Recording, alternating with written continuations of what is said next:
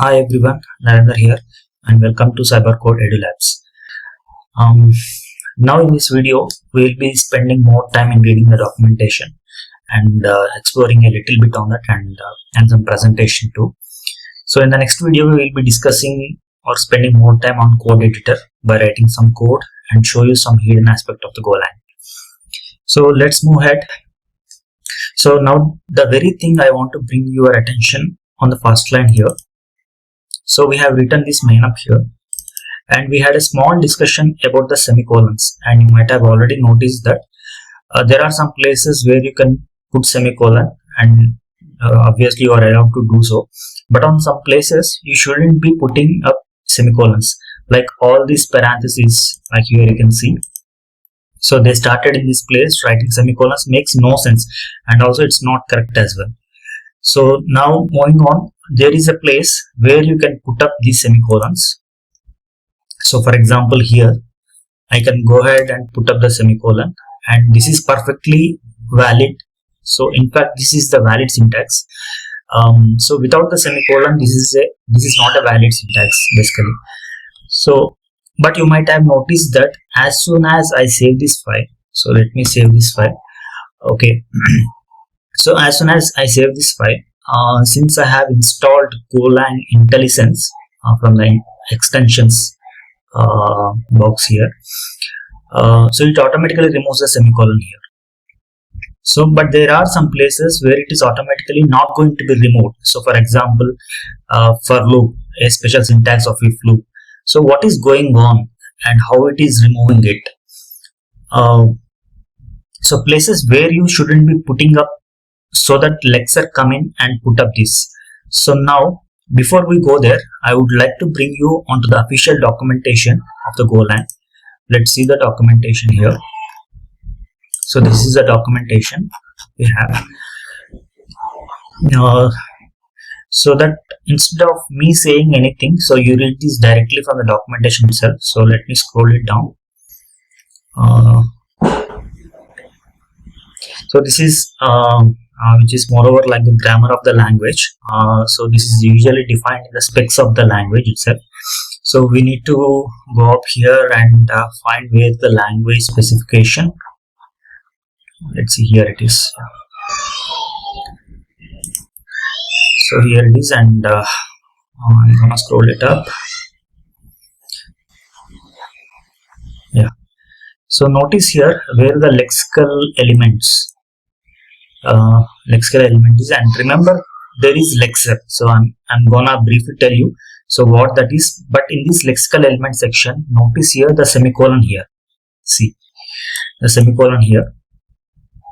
So now in the semicolon says the formal syntax uses semicolon, right? So it is absolutely clear. So according to the official rules and the specs of the language, you need to use semicolon.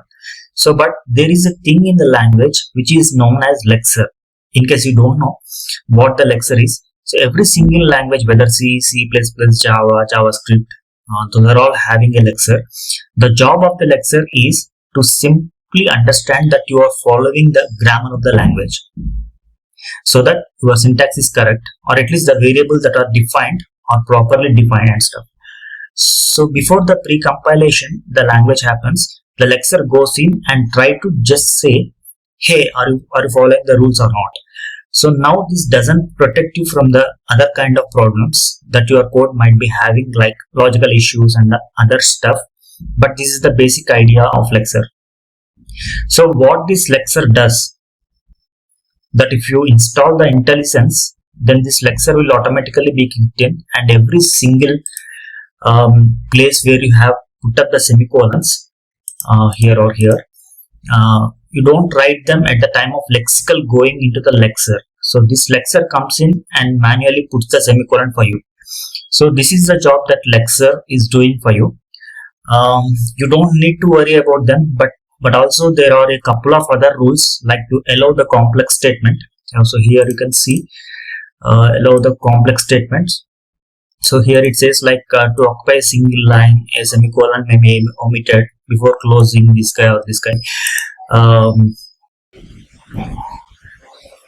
So that's why when we saw here, yeah, So that's why when we saw that we didn't put the semicolon here or here, like here or here.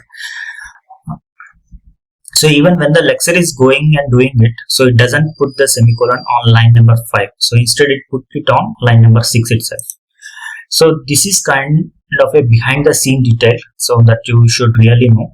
So now this is all about this video, but I thought we can extend this video a little bit more and finish up the theoretical section here. So in the next video sections, we can move on and start writing code itself. Let's go back to our presentation and talk a little bit on that. So let's go ahead and talk about the types in the Golang. So we will obviously be using a variety of types for writing programs, and this is all about it.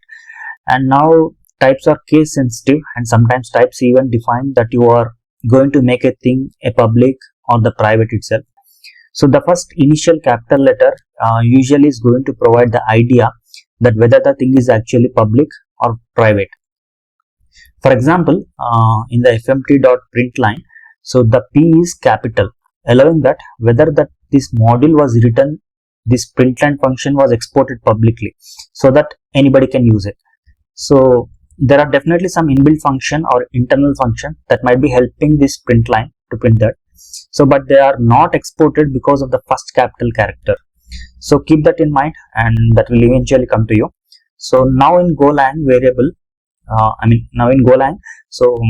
variable should be known in advance. So if you are declaring a variable type, so of integer or string or whatever, you need to define that in advance. But yes, that there are other syntaxes which can allow you to predict the types on the go as well, and obviously we will discuss that in the next video. And almost everything in the Golang is a type. Just like in the JavaScript, we see that everything is almost like an object. So almost same goes here in the Golang. So you are going to see that almost everything is a type here. So now we are gonna discuss a little bit more on that. So what is this exact type?